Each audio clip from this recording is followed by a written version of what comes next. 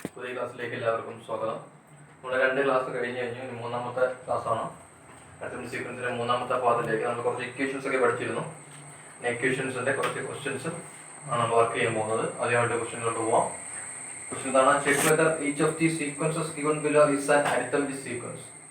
താഴെ കുറച്ച് 3 സീക്വൻസ് തന്നിട്ടുണ്ട്. അത് പരിശോധിച്ചിട്ട് അതൊരു സമാന്തര ശ്രേണിയാണോ എന്ന് പരിശോധിക്കുക. അതാണ് ക്വസ്റ്റ്യൻ. ഒന്നാമത്തെ ക്വസ്റ്റ്യൻ ആണ് സീക്വൻസസ് ഓഫ് ഓഡ് നമ്പേഴ്സ്, ഒറ്റ സംഖ്യയുടെ ശ്രേണി. രണ്ടാമത്തതാണ് സീക്വൻസസ് ഓഫ് ഇവൻ നമ്പേഴ്സ്. ഇവൻ നമ്പേഴ്സ് എന്ന് പറഞ്ഞാൽ ഇരട്ട സംഖ്യകളിൽ. അടുത്ത മൂന്നാമത്തെ ക്വസ്റ്റ്യൻ ആണ് സീക്വൻസസ് ഓഫ് പവർ ഓഫ് 2, രണ്ടിന്റെ പവേഴ്സ്. അത് അങ്ങനെ 3 ക്വസ്റ്റ്യൻസ് ആണ്. ഇവയെ നമ്മളെന്താണ് സമാന്തര ശ്രേണിയാണോ എന്ന് പരിശോധിച്ചിട്ടാണ് ചെയ്യേണ്ടത്. നമുക്ക് ഒന്നാമത്തെ ക്വസ്റ്റ്യനോട് പോകാം. ഫസ്റ്റ് ക്വസ്റ്റ്യൻ ഇതാണ്. ഫസ്റ്റ് ക്വസ്റ്റ്യൻ ആണ് sequences of odd numbers. Odd നമ്പറിന്റെ ശ്രേണിയാണ് നമ്മൾ എഴുതുന്നത്. ഓഡ് നമ്പർ എന്ന് പറഞ്ഞു കഴിഞ്ഞാൽ ഒറ്റ സംഖ്യകളുടെ ശ്രേണിയാണ് നമ്മൾ എഴുതുന്നത്. ഒറ്റ സംഖ്യ നമുക്കറിയാം. ഫസ്റ്റ് സംഖ്യ എത്രയാണ്? 1, 3, 5, 7, 9 എക്സെട്ര. ഇതാണ് നമ്മുടെ ഒറ്റ സംഖ്യയുടെ ശ്രേണി. ഒറ്റ സംഖ്യയുടെ ശ്രേണിയിലൂടെ നമുക്ക് പോയി കഴിഞ്ഞാൽ ഫസ്റ്റ് ടൈം എത്രയാണ്? അല്ലെങ്കിൽ x1 എന്ന് പറയുന്നത് 1ഉം x2 3ഉം x3 5ഉം x3 x4 7ഉം ഒക്കെയാണ്. അപ്പൊ നമുക്കൊരു സമാന്തര ശ്രേണി ആകണമെങ്കിൽ ആദ്യം നമ്മൾ എന്ത് കണ്ടുപിടിക്കണം? കോമൺ ഡിഫറൻസ് അല്ലെങ്കിൽ പൊതുവ്യത്യാസം ഉണ്ടെങ്കിൽ മാത്രമേ എന്താകത്തുള്ളൂ? സമാന്തര ശ്രേണി ആകത്തുള്ളൂ. നമുക്ക് നോക്കാം. സെക്കൻഡ് ടൈമിൽ നിന്ന് നമ്മൾ എന്ത് ചെയ്യുന്നു? ഫസ്റ്റ് ടൈം കുറയ്ക്കുന്നു. 3 - 1 ചെയ്യുമ്പോൾ നമുക്ക് എത്ര കിട്ടും? 2 കിട്ടി. ഇനി തേർഡ് ടൈം 5 ആണ്. 5ൽ നിന്നും സെക്കൻഡ് ടൈം കുറയ്ക്കുമ്പോൾ നമുക്ക് എത്ര കിട്ടി? 2 കിട്ടി. ഇനി ഫോർത്ത് ടൈം എത്രയാണ്? 7 ആണ്. 7ൽ നിന്നും തേർഡ് ടൈം കുറയ്ക്കുമ്പോൾ നമുക്ക് എത്ര കിട്ടി? 2 കിട്ടി. ഈ എല്ലായിടത്തും കിട്ടിയ വ്യത്യാസം, 2 അടുത്തടുത്തുള്ള പദങ്ങൾ ടേമുകൾ തമ്മിലുള്ള വ്യത്യാസം എല്ലായിടത്തും എത്രയാണ്? 2 ആണ് അല്ലെ? എല്ലായിടത്തും 2 ആണെങ്കിൽ എന്തായിരിക്കും അത്? ഒരു പൊതുവ്യത്യാസമുണ്ട്. ആ പൊതുവ്യത്യാസം നമ്മൾ സൂചിപ്പിക്കുന്ന അക്ഷരമാണ് ഇത് ഡി എന്ന് വിളിക്കുന്നു. ആ ഡി എത്രയാണ്? 2 ആണ്. ദാറ്റ് മീൻസ് എന്തുണ്ട്? ഇവിടെ ഒരു കോമൺ ഡിഫറൻസ് ഉണ്ട്. ആ ഒരു കോമൺ ഡിഫറൻസ് ഉണ്ടെങ്കിൽ അല്ലെങ്കിൽ it has A common difference, ഒരു പൊതുവ്യത്യാസം ഈ ശ്രേണിക്കുണ്ട് അല്ലെ? ഇത് ഇനി പൊതുവ്യത്യാസം ഉള്ളത് കൊണ്ട് ഈ ശ്രേണി എന്താണ്? ഒരു അരിത്തമെറ്റിക് സീക്വൻസ് ആണ്, ഒരു സമാന്തര ശ്രേണി ആണെന്ന് നമുക്ക് എന്ത് ചെയ്യാം? പറയാം. എന്താണ് പറഞ്ഞത്? 1, 3, 5, 7, 9 എന്ന് പറയുന്ന ഒറ്റ സംഖ്യയുടെ ശ്രേണി. ആ ശ്രേണി പരിശോധിച്ചു കഴിഞ്ഞപ്പോഴത്തേക്ക് നമുക്ക് എന്ത് മനസ്സിലായി? നമ്മുടെ അടുത്തടുത്തുള്ള ടൈംസ് എടുക്കാം. 3ഉം 1ഉം എടുക്കുന്നു. രണ്ടാമത്തെ ടൈം ഒന്നാമത്തെ പദം എടുക്കുന്ന വ്യത്യാസം 2 കിട്ടി. ഇനി അടുത്ത 2 ടൈം എടുത്ത വ്യത്യാസങ്ങൾ എപ്പോഴും നമുക്ക് എത്ര തന്നെയാണ് കിട്ടിയത്? 2 തന്നെ കിട്ടി. ദാറ്റ് മീൻസ് അവിടെ എന്തുണ്ട്? ഒരു പൊതുവ്യത്യാസം ഉണ്ട് അല്ലെങ്കിൽ കോമൺ ഡിഫറൻസ് ഉണ്ട്. അപ്പൊ കോമൺ ഡിഫറൻസ് ഉണ്ട് എങ്കിൽ ഒരു ശ്രേണിയിൽ ഒരു കോമൺ ഡിഫറൻസ് ഫോളോ ചെയ്താണ് പോകുന്നതെങ്കിൽ ആ തരത്തിലുള്ള ശ്രേണിയാണ് നമ്മൾ എന്ത് വിളിക്കാറ്? അരിത്തമെറ്റിക് സീക്വൻസ് എന്ന് വിളിക്കുക. അപ്പോഴെന്താണ് 1, 3, 5, 7, 9 എന്ന് പറയുന്ന ഓഡ് നമ്പറിന്റെ ശ്രേണി എന്താണ്? ഒരു സമാന്തര ശ്രേണിയാണ്. അടുത്തായിട്ട് രണ്ടാമത്തെ ക്വസ്റ്റ്യൻ ഇതാണ്. സീക്വൻസസ് ഓഫ് ഇവൻ നമ്പേഴ്സ്. എന്താണ്? ഇവൻ നമ്പേഴ്സിന്റെ ശ്രേണി. ഇവൻ നമ്പർ എന്ന് പറഞ്ഞാൽ നമുക്കറിയാം എന്താണ്? ഇവൻ നമ്പർ എന്ന് പറഞ്ഞാൽ ഇരട്ട സംഖ്യയാണ്. ഇരട്ട സംഖ്യകളുടെ ശ്രേണിയെ കുറിച്ചാണ് നമ്മൾ പറയുന്നത് അല്ലെ? നമുക്ക് ഇരട്ട സംഖ്യ അറിയാം. ഫസ്റ്റ് സംഖ്യ 2, 4, 6, 8, 10 ഇങ്ങനെ പോകുന്നതാണ് എന്ത്? ഇരട്ട സംഖ്യകൾ. ഇരട്ട സംഖ്യകളിലെ നമുക്ക് എന്ത് ചെയ്യാം? വ്യത്യാസം അല്ലെങ്കിൽ 2 അടുത്തടുത്തുള്ള സംഖ്യ നമ്മൾ വ്യത്യാസം കണ്ടുപിടിക്കാം. 4 - 2 ചെയ്യുന്നു എത്ര കിട്ടി? 2 കിട്ടും. ഇനി 6 - 4 ചെയ്യുന്നു നമുക്ക് എത്ര കിട്ടും? 2 കിട്ടും. ഇനി 8 - 6 ചെയ്താൽ നമുക്ക് എത്ര കിട്ടും? 2 കിട്ടും. ഇനി 10 - 8 ചെയ്താൽ നമുക്ക് എത്ര കിട്ടും? 2 കിട്ടും. എല്ലായിടത്തും കിട്ടിയ 2 സംഖ്യകൾ, അടുത്തടുത്തുള്ള 2 സംഖ്യകൾ തമ്മിലുള്ള വ്യത്യാസം എല്ലായിടത്തും എത്ര തന്നെയാണ്? 2 തന്നെയാണ്. അതിന്റെ അർത്ഥം എന്താണ്? അവിടെ എന്തുണ്ട്? ഒരു കോമൺ ഡിഫറൻസ് ഉണ്ട്. കോമൺ ഡിഫറൻസ് ഫോളോ ചെയ്യുന്നു. ആ കോമൺ ഡിഫറൻസ് എത്രയാണ്? 2 ആണ്. പൊതുവ്യത്യാസം 2 കിട്ടി. പൊതുവ്യത്യാസം ഉണ്ടെങ്കിൽ അതെന്താണ്?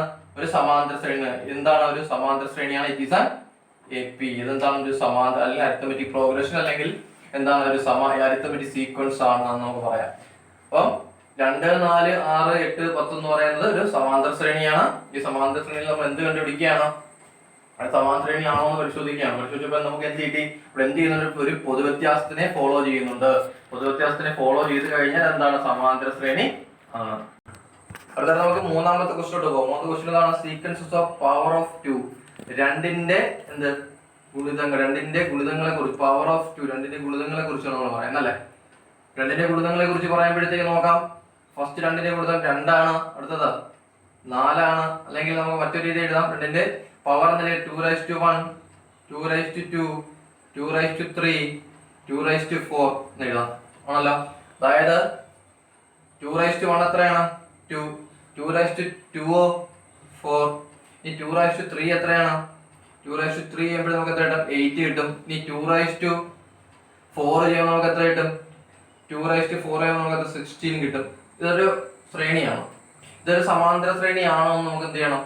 പരിശോധിക്കണം. സമാന്തര ശ്രേണിയാണോ നമുക്ക് പരിശോധിക്കാൻ നോക്കാം. അടുത്ത രണ്ട് സംഖ്യകൾ 4 - 2 ചെയ്യും. നമുക്ക് എത്ര കിട്ടും വ്യത്യാസം? 2 കിട്ടുന്നു. ഇനി അടുത്ത എത്രയാണ്? 8 - 4 ചെയ്യും. നമുക്ക് വ്യത്യാസം എത്ര കിട്ടി? 4 കിട്ടി. ഇനി അടുത്ത എത്രയാണ്? 16 - 8 ചെയ്യുന്നു. വ്യത്യാസം എത്ര കിട്ടി? നോക്കിക്കേ. ഇനി ആ വ്യത്യാസങ്ങൾ നോക്കുക. എല്ലായിടത്തും ഒരേപോലെ തന്നെയുള്ള വ്യത്യാസങ്ങളാണോ? അല്ല. ഇപ്പൊ എന്ത് ചെയ്യുന്നില്ല? ഇവിടെ ഡി ഉണ്ടോ? ഡി ഇല്ല. ഇവിടെ എന്ത് വരുന്നില്ല? ഡി ഉണ്ടാകുന്നില്ല. ഡി ഇല്ലാത്തതുകൊണ്ട് എന്തല്ല? ഇതൊരു സമാന്തര. It is not an arithmetic sequence. It is not an arithmetic sequence. എന്തല്ല? ഒരു സമാന്തര ശ്രേണി അല്ല. അപ്പൊ സമാന്തര ശ്രേണി ആവണമെങ്കിൽ ഇവിടെ എന്ത് ഫോളോ ചെയ്യണം? കൃത്യമായും എന്തുണ്ടായിരിക്കണം? പൊതുവ്യത്യാസം ഉണ്ടെങ്കിൽ മാത്രമേ നമ്മൾ എന്ത് വിളിക്കാറുള്ളൂ? അതിനെ സമാന്തര ശ്രേണി എന്ന് വിളിക്കാറുള്ളൂ. ഇവിടെ പൊതുവ്യത്യാസം കണ്ടുപിടിക്കാൻ കഴിഞ്ഞില്ല. അപ്പോൾ എന്തല്ല? അത് സമാന്തര ശ്രേണിയല്ല. നമുക്ക് അടുത്തൊരു ക്വസ്റ്റ്യനിലോട്ട് പോകാം. അടുത്ത ക്വസ്റ്റ്യൻ ഇതാണ്. Write the algebraic expressions. താഴെ പറയുന്നവയുടെ നമ്മൾ എന്ത് എഴുതണം? ബീജഗണിത രൂപം അല്ലെങ്കിൽ ആൾജിബ്രിക് എക്സ്പ്രഷൻ എഴുതണം. ബീജഗണിത രൂപമാണ് എഴുതേണ്ടത്.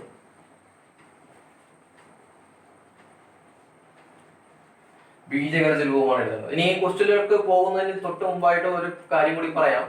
നമ്മുടെ ആൾജിബ്രിക് എക്സ്പ്രഷൻ അല്ലെങ്കിൽ ബീജഗണിതം എഴുതി വരുന്ന സമയത്ത്, അല്ലെങ്കിൽ നമ്മൾ ആൾജിബ്രിക് എക്സ്പ്രഷൻ എഴുതുന്ന സമയത്ത് ആ ആൾജിബ്രിക് എക്സ്പ്രഷൻ ചെയ്യുന്നത് എപ്പോഴും ആൾജിബ്രിക് എക്സ്പ്രഷൻ ഈ രൂപത്തിലായിരിക്കണം. xn = an + b എന്നുള്ള രൂപത്തിലായിരിക്കണം. ഓർത്തിരിക്കുക. നമ്മൾ ഏത് സമയത്തും ഏതൊരു ശ്രേണിയുടെയും ആൾജിബ്രിക് എക്സ്പ്രഷൻ എഴുതുന്നു അല്ലെങ്കിൽ ബീജഗണിത രൂപം എഴുതുന്ന സമയത്ത് അതെങ്ങനെ ആയിരിക്കണം? ഏത് ഫോർമാറ്റിലായിരിക്കണം? an + b എന്നുള്ള ഫോർമാറ്റിലായിരിക്കണം. ഇവിടുത്തെ a എന്ന് സൂചിപ്പിക്കുന്നത് എപ്പോഴും എന്തായിരിക്കും? കോമൺ ഡിഫറൻസ് ആയിരിക്കും. ആ a എന്ന് പറയുന്നത് എപ്പോഴും എന്ത് തന്നെയായിരിക്കും? കോമൺ ഡിഫറൻസ് ആയിരിക്കും. a എന്ന് പറയുന്നത് എപ്പോഴും എന്ത് തന്നെയായിരിക്കും? കോമൺ ഡിഫറൻസും. ഇനി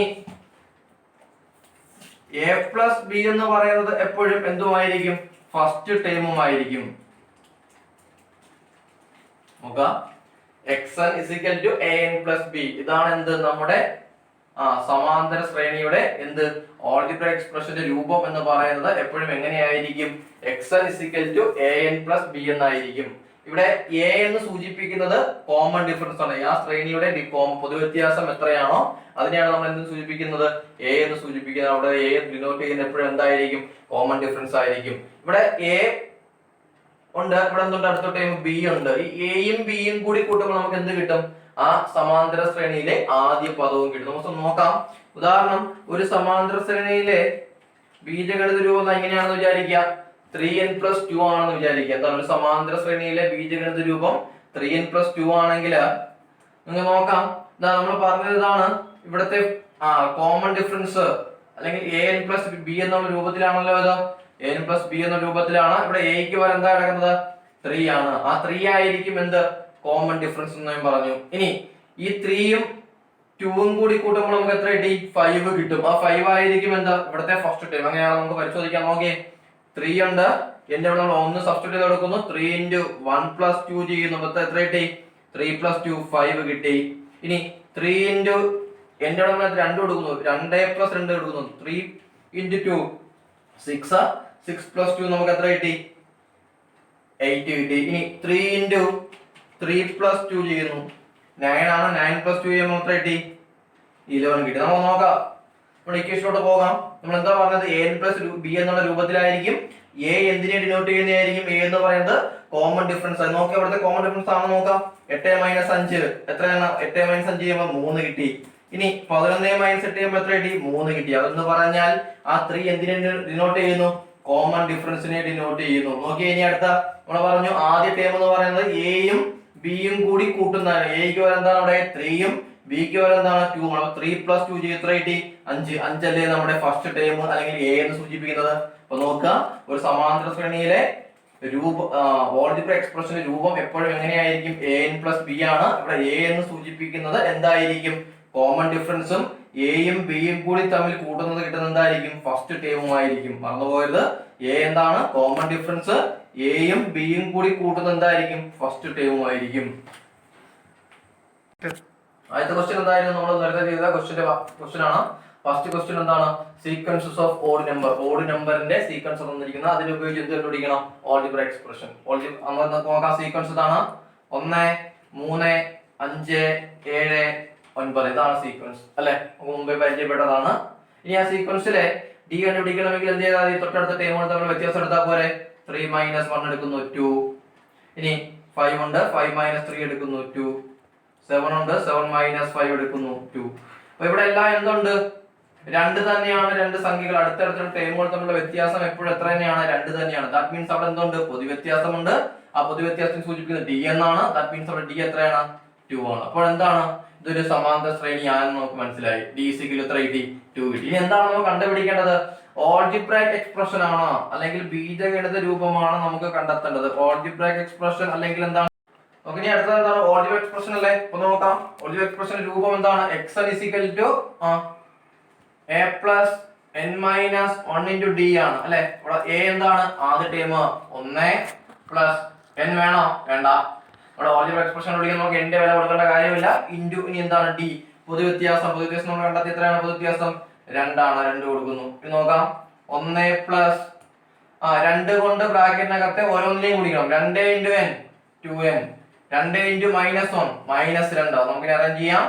1 മൈനസ് 2 എത്രയാണ്? -1 പ്ലസ് എന്ത് കിട്ടി? 2n. -1 plus 2n. നമ്മൾ നേരത്തെ പറഞ്ഞു നമ്മുടെ ഒരു ഓൾജിബ്ര എക്സ്പ്രഷൻ എഴുതുമ്പോഴത്തേക്ക് അത് ഏത് ഫോർമാറ്റിലായിരിക്കണം? xn an plus b എന്നുള്ള രൂപത്തിലായിരിക്കണമല്ലോ. അപ്പോൾ n ഉൾപ്പെടെയുള്ള ടേം ആയിരിക്കണം ആദ്യം എഴുതേണ്ടത്. n ഉൾപ്പെടെയുള്ള ടേം എത്രയാണ്? 2n അല്ലേ. 2n നമ്മൾ ആദ്യം എഴുതുമ്പോൾ നോക്കാം. എഴുതാം =2n. ബാക്കി എന്തുണ്ട്? Plus minus 1. പ്ലസ് മൈനസ് കൂടി ചേരുമ്പോൾ എന്തായിട്ട് മാറും? മൈനസ് ആയിട്ട് മാറി. 2n - 1. അപ്പൊ എന്താണ്? 1 3 5 7 9 എന്ന ശ്രേണിയുടെ എന്ത് കിട്ടി? ഓൾജിബ്ര എക്സ്പ്രഷൻ എന്താണ്? 2n - 1 ആണ്. ഇനി ഇത് ശരിയാണോ എന്ന് പരിശോധിക്കാം. എങ്ങനെയാണ്? n ഇവിടെ 1 കൊടുക്കുമ്പോൾ നമുക്ക് എന്ത് കിട്ടണം? ഫസ്റ്റ് ടൈം കിട്ടണം. 2 into 1 2. 2 - 1 ചെയ്യുമ്പോൾ നമുക്ക് എത്ര കിട്ടും? 1 കിട്ടി. ഇനി n ഇവിടെ 2 കൊടുത്താൽ നമുക്ക് എന്ത് കിട്ടണം? രണ്ടാമത്തെ ടൈം കിട്ടും നോക്കാം. 2 into 2 4 ആണ്. 4 - 1 ചെയ്യുമ്പോൾ എത്ര കിട്ടും? 3 കിട്ടി. ശരിയല്ലേ? ഇനി 3 കൊടുത്താലോ? 2 into 3 6 ആണ്. 6 - 1 ചെയ്യുമ്പോൾ നമുക്ക് എത്ര കിട്ടും? 5 കിട്ടും. അപ്പൊ നോക്കാം. അപ്പൊ എന്താണ് മനസ്സിലായത്? നമ്മുടെ ഓഡ് നമ്പറിന്റെ ഓൾജിബ്ര എക്സ്പ്രഷൻ അല്ലെങ്കിൽ ബീജഗണിത രൂപം എന്ന് പറയുന്നത് എത്രയാണ്? 2n - 1 ആണ്. സീക്വൻസസ് ഓഫ് എന്താണ്? Even numbers. ഈവൻ നമ്പേഴ്സിന്റെ സീക്വൻസ് ആണ്. ഈവൻ നമ്പേഴ്സ് എന്താണ്? ഇരട്ട സംഖ്യകളുടെ ശ്രേണിയാണ് നമ്മൾ പരിശോധിക്കുന്നത്. ഇരട്ട സംഖ്യകളുടെ ശ്രേണിയാണ് നമ്മൾ പരിശോധിക്കുന്നത്. അതിന് എന്ത് കണ്ടുപിടിക്കാനാണ്? ബീജഗണിത രൂപം. ഇരട്ട സംഖ്യ ശ്രേണി എത്ര? 2 4 6 8 10 എക്സെട്ര എന്നുള്ള ശ്രേണി. ഇവിടെ നമ്മൾ എന്ത് കണ്ടുപിടിക്കണം? അടുത്തടുത്ത രണ്ട് പദങ്ങൾ എടുക്കുക, വ്യത്യാസം കണ്ടുപിടിക്കുക. 4 - 2 ചെയ്യുന്നു എത്ര കിട്ടി? 2 കിട്ടി. ഇനി 6 - 4 ചെയ്യുന്നു വ്യത്യാസം എത്ര കിട്ടി? 2 കിട്ടി. 8 - 6 ചെയ്യുന്നു എത്ര കിട്ടി? 2 കിട്ടി. എല്ലായിടത്തും എത്ര തന്നെയാണ് കിട്ടിയത്? 2 തന്നെയല്ലേ എന്ന് പറഞ്ഞാൽ അവിടെ എന്തുണ്ട്? എല്ലായിടത്തും ഈ പദങ്ങൾ രണ്ട് അടുത്തടുത്തുള്ള പദങ്ങൾ തമ്മിലുള്ള വ്യത്യാസം ഒരേപോലെ ആണെങ്കിൽ അവിടെ എന്തുണ്ടായിരിക്കും? പൊതു വ്യത്യാസമുണ്ട്. ആ പൊതു വ്യത്യാസത്തിനെ d എന്ന് സൂചിപ്പിക്കുന്നു. അവിടുത്തെ ഈ പൊതു വ്യത്യാസം എത്രയാണ്? 2 തന്നെയാണ്. ഇനി നമുക്ക് എന്താണ് വേണ്ടത്? ബീജഗണിത രൂപമാണ്. ബീജഗണിത രൂപം കണ്ടുപിടിക്കുന്നത് എങ്ങനെയാണ്? xn a plus n minus 1 into d ആണല്ലോ. ഇവിടെ a എത്രയാണ്? 2 ആണ്. First time 2 plus n minus 1 into d എന്ന് പറയുന്നത് എത്ര തന്നെയാണ്? 2 ആണ്. ഇനി നമുക്ക് നോക്കാം. 2 plus ബ്രാക്കറ്റ് ഓപ്പൺ ചെയ്യും. 2 കൊണ്ട് n minus 1 ഓപ്പൺ ചെയ്യണം. 2 into n 2n. ഇനി 2 into -1 -2. എന്ത് കിട്ടി?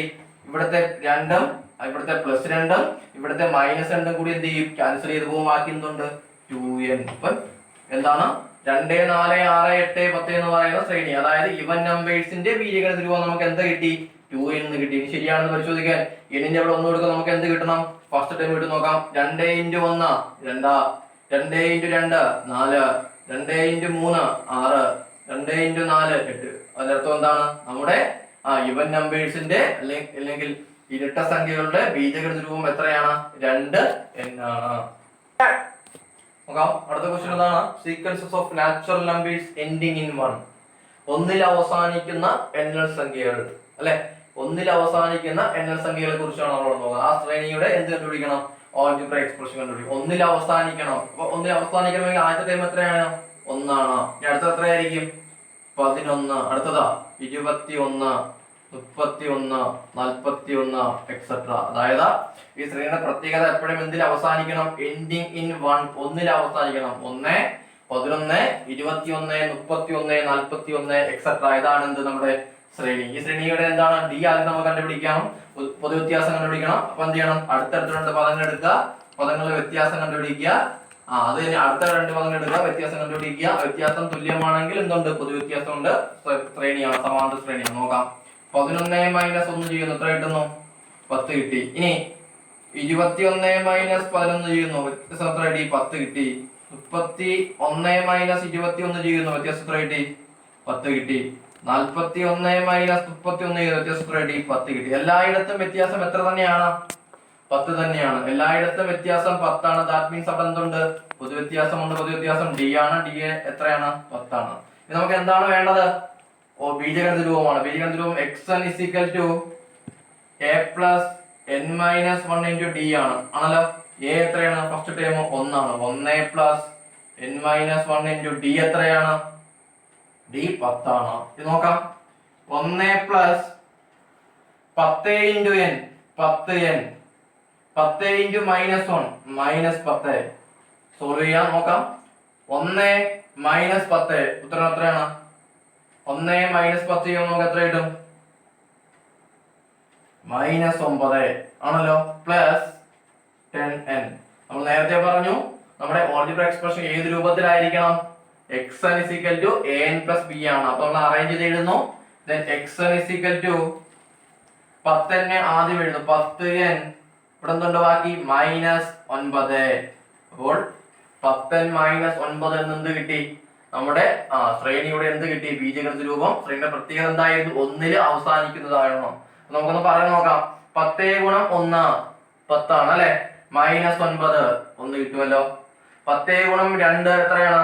20 ആണ്. 20 - 9 ചെയ്യുമ്പോൾ എത്ര കിട്ടും? 11 കിട്ടുന്നു. 10 × 3 ചെയ്യുന്നു, എന്റെ ഇവിടെ 3 കൊടുത്തു, 30 കിട്ടി. 30 ൽ 9 കുറയ്ക്കാൻ നമുക്ക് എത്ര കിട്ടി? 21. അതായത് എന്താണ്? സമാന്തര ശ്രേണിയാണ്. ഈ ശ്രേണിയുടെ പ്രത്യേകത നമ്മൾ പറഞ്ഞു, 1 അവസാനിക്കുന്ന എല്ലാ സംഖ്യകളും എന്തായിരിക്കണം? 1 അവസാനിക്കുന്ന എല്ലാ സംഖ്യയുടെ ശ്രേണികളാണ്. അതിന്റെ ബീജഗണിത രൂപം എത്രയാണ്? xn = 10n - 9 ആണ്. നാലാമത്തെ ക്വസ്റ്റ്യൻ ഇതാണ്. Sequences of natural numbers ending in 1 or 6, ഒന്നിലോ അല്ലെങ്കിൽ 6ലോ അവസാനിക്കുന്ന എണ്ണൽ സംഖ്യയുടെ ശ്രേണി. അതിനെന്ത് കണ്ടുപിടിക്കണം? ബീജഗണിത രൂപം വേണം.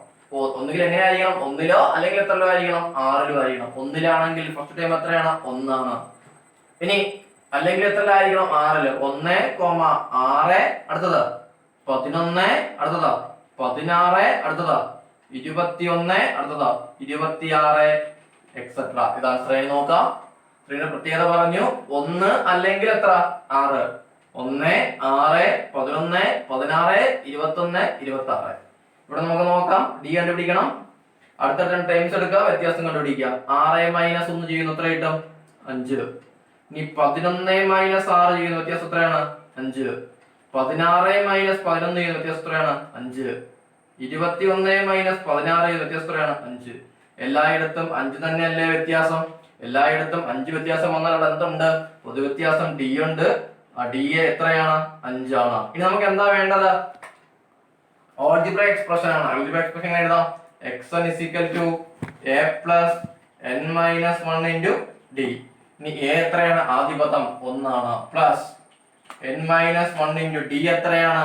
5 ആണ്. That means 1 + 5 × n 5n 5 × -1 -5. Solve ചെയ്യാം. 1 - 5 -4 + 5n. ഒന്ന് അറേഞ്ച് ചെയ്ത് കഴിഞ്ഞാൽ നമുക്ക് എഴുതാൻ കഴിയും. xn = an + b എന്നുള്ള ഫോർമാറ്റില്. ദാറ്റ് മീൻസ് 5n - 4 5n - 4 എന്ന് കിട്ടും. ശ്രേണിയുടെ പ്രത്യേകത ശ്രദ്ധിക്കുക. 1ലോ അല്ലെങ്കിൽ 6ലോ അവസാനിക്കുന്ന എന്തിന്റെ? എണ്ണൽ സംഖ്യയുടെ ശ്രേണിയാണ്. അതിന്റെ ഉത്തരമാണ് നമുക്ക് എത്ര കിട്ടിയത്? ബീജഗണിത രൂപം xn = 5n - 4. നമുക്കൊന്ന് ചെയ്ത് നോക്കാം ശരിയാണോ എന്ന്. എന്റെ ഇവിടെ നമ്മൾ എന്ത് കൊടുക്കുന്നു? 1 കൊടുക്കുന്നു. 5 × 1 5. 5 - 4 ചെയ്ത് എത്ര കിട്ടി? 1 കിട്ടി. ഇനി 5 × 2 എത്രയാണ്? 10 ആണ്. 10 - 4 ചെയ്ത് എത്ര കിട്ടി? 6 കിട്ടി. 5 × 3 ചെയ്യുന്നു, 15 കിട്ടി. 15 - 4 ചെയ്യുന്നു, എത്ര കിട്ടും? 11 കിട്ടി. അപ്പൊ എന്താണ്? സമാന്തര ശ്രേണി ആണ്. fifth term of an arithmetic sequence is 38 and ninth term is 66. ഇതാണ് ക്വസ്റ്റ്യൻ. ഒരു സമാന്തര ശ്രേണിയിലെ അഞ്ചാമത്തെ പദം 38ഉം ഒൻപതാമത്തെ പദം 66ഉമാണ് എങ്കിൽ ഫൈൻഡ് d. പൊതുവ്യത്യാസം കാണണം. Second question find the first time. ആദ്യ പദം കാണുക. then last question find the 25th time. 25ാം പദം കാണുക.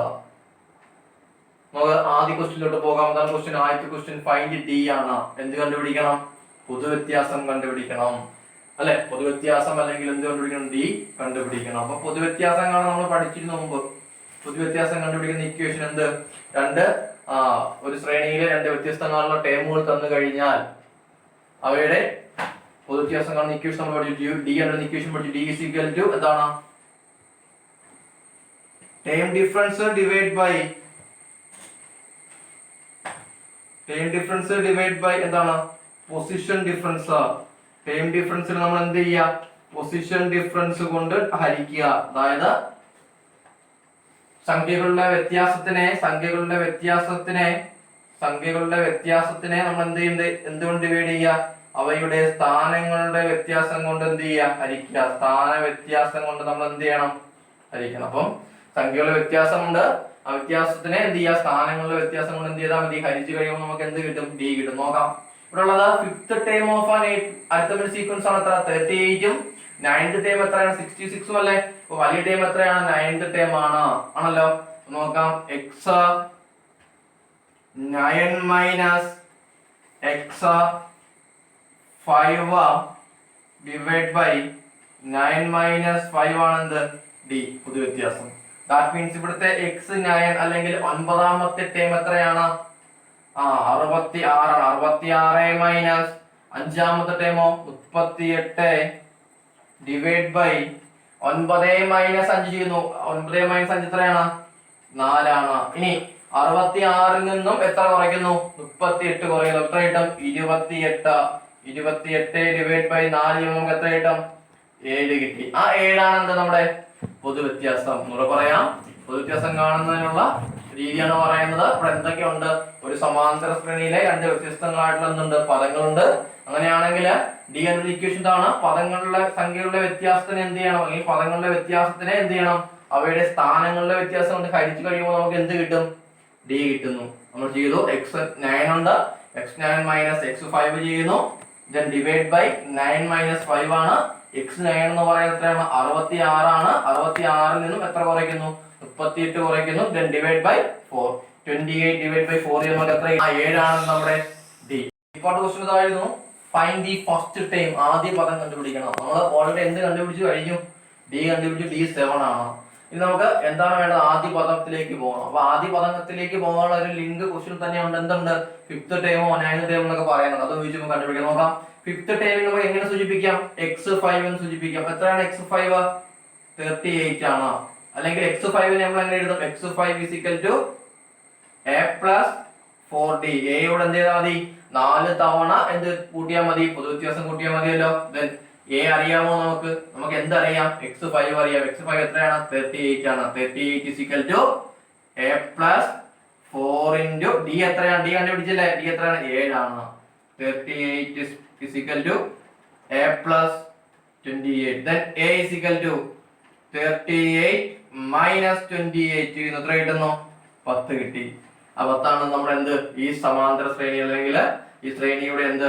ഫസ്റ്റ് ടൈം എത്ര കിട്ടി? 10 കിട്ടി. അപ്പൊ എന്താണ്?